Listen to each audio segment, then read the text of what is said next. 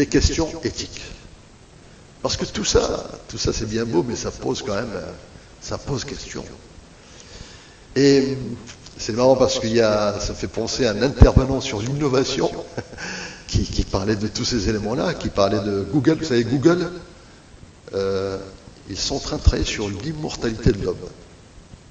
L'immortalité de l'homme, c'est-à-dire qu'on va être immortel. Comment? En travaillant sur les cellules, parce qu'ils se disent un homme il est fait de chair, d'os, de cellules, et que grâce à des nouvelles technologies, on va pouvoir détecter les cellules défaillantes avant même qu'elles soient défaillantes. Parce qu'on a des millions de cellules, des milliards peut-être dans nos corps, et ces cellules, bien sûr, quand elles meurent, soit on prend des médocs, etc.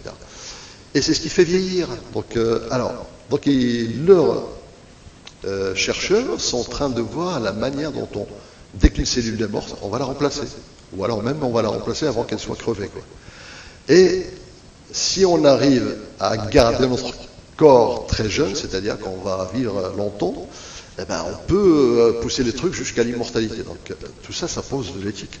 Alors c'est marrant parce que c'est un intervenant qui expliquait comme ça, effectivement, au public, et puis il se tourne vers une dame très âgée dans le public, il dit, vous savez, madame, donc avec toutes ces techniques, vous allez pouvoir vivre 500 ans. Et la dame, il dit, mais monsieur, moi, j'ai pas envie de vivre 500 ans. C'est pas grave, ça c'est de la dépression, on va pouvoir le résoudre aussi. Et donc, ces problèmes d'éthique, on les retrouve de plus en plus.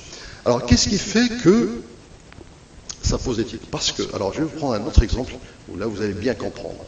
Aujourd'hui, vous êtes en bagnole, c'est vous qui conduisez. Vous roulez 100 km à l'heure. Et tout d'un coup, vous avez un gamin qui surgit. Alors, un gamin qui surgit, qu'est-ce que vous faites? Soit vous avez le gamin, soit vous prenez un poteau, et vous avez des occupants, vos enfants, votre famille, etc. Qu'est-ce que vous choisissez? Le gamin ou le poteau? C'est un choix, c'est ce qu'on appelle un dilemme, c'est un véritable choix. Et voilà, si on détruit le gamin, c'est vrai qu'on a sauvé notre famille, mais le problème c'est qu'on va vivre avec ça toute notre vie. Si on détruit notre famille, c'est vrai qu'on a sauvé un gamin, mais on a quand même détruit la famille.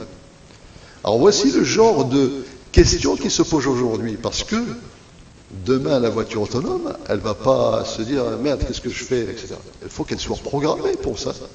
C'est quand même un avantage, parce qu'on peut la programmer. Et donc, on commence à poser toutes ces questions-là. Alors, par exemple, les Allemands, ils ont dit « Nous, alors ça s'appelle l'algorithme du dilemme tragique. Les Allemands, ils ont dit « Nous, priorité à l'occupant. » C'est d'abord les occupants. Parce que c'est notre bagnole, il faut qu'elle soit sécurisée, etc. Donc, voilà. Les Français, ils ont dit priorité à la vulnérabilité. C'est-à-dire qu'on va protéger le piéton, on va protéger le cycliste, on va protéger la moto, etc. Donc, vous voyez, donc il y a même la question culturelle qui rentre en ligne de compte. Les Américains, à travers la voie de General Motors, donc toujours fidèles à leur esprit libre, ils ont dit nous, on va mettre 12 profils, c'est vous qui choisissez qui vous voulez sauver, qui vous voulez déglinguer, c'est votre truc ça. Donc, voilà un peu la réflexion qui est menée aujourd'hui. Et puis ils ont fait, alors on fait appel à plusieurs philosophes, j'ai pas retenu le nom, mais il y a des philosophes qui donnent des schémas, des ateliers, il faut travailler en atelier. Et parmi les ateliers qu'ils donnent, il y en a un qui m'a marqué, c'est qu'ils demandent en fait, il dit imaginez que vous êtes un conducteur de tramway, sur rail, mais que vous avez une seule possibilité, c'est de dévier le tram. Vous pouvez tourner le truc et voilà. Vous arrivez, vous voyez de loin une bagnole avec 5 occupants qui est bloquée. Sur le côté, vous avez un pauvre travailleur qui est en train de ranger le truc. Et vous avez le choix. Qu'est-ce que vous faites? C'est soit les 5, de toute façon les freins ils ont lâché, voilà, vous ne pouvez pas freiner. Qu'est-ce que vous prenez? Les 5 ou prenez le bonhomme? Alors il y a dans la philosophie, donc il y a des termes qui expliquent qu'on essaye, qu'il faut toujours sauver un maximum d'êtres humains, c'est-à-dire que la logique aurait voulu qu'il dévie pour sauver 5 personnes. Oui, désolé, il y a ce qu'on appelle un dommage collatéral, ce sera un dommage collatéral. Alors une fois que cette projection a été faite, il dit maintenant, imaginez autre chose. Imaginez que vous êtes spectateur de la scène, que vous voyez, donc les 5 bonhommes, etc., et que vous êtes là. Et à côté de vous, il y a un mec. Alors vous avez la possibilité de sauver les 5 personnes en poussant le mec à côté.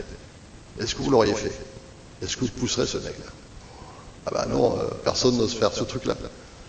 Alors, ce philosophe, il explique, après il vous dit, bon, quand quelqu'un lui dit, bah oui, moi j'ai poussé pour sauver les 5, il dit, bon d'accord, maintenant je vais vous demander de vous mettre à la place du mec. Est-ce que vous auriez voulu qu'on vous pousse? Vous voyez toutes ces réflexions-là, donc qui paraissent très philosophiques, très lointaines, eh ben, on va pouvoir quand même les programmer, les poser, se dire, bon, qu'est-ce qu'on fait dans telle situation, etc. En cas de dilemme tragique, qu'est-ce qu'on choisit? Et c'est ce qui fait que la voiture autonome va apporter un truc en plus. C'est que quand on pose la question aux gens, on va dire, est-ce qu'on peut confier notre vie à une machine? Parce que finalement, c'est un peu ça la question. On confie notre vie à une machine. Ah ben, c'est marrant. Les gens disent oui. Ça ne me dérange pas de confier ma vie à une machine parce qu'au moins, je suis sûr qu'elle ne va pas se planter et qu'on a cogité à la question avant. Alors que l'erreur est humaine. Alors, ça pose question parce que le deep learning, donc, c'est-à-dire la machine qui apprend d'elle-même, qui va apprendre, qui va devenir supérieure à l'âme, etc. Aujourd'hui, on parle de technologies exogènes qui deviennent de plus en plus endogènes. Alors, ça veut dire quoi? Ça veut dire, moi, quand je vois mes enfants, le smartphone, c'est le prolongement de la main. C'est-à-dire que vous ne pouvez pas l'enlever, c'est impossible. Moi, je les vois dormir avec. Ça fait partie de l'organisme aujourd'hui, on ne peut pas l'enlever. Et donc, ces technologies sont de plus en plus endogènes, on ne peut plus s'en passer. C'est impossible. Demain, ça existe déjà, c'est plus le smartphone, c'est une puce.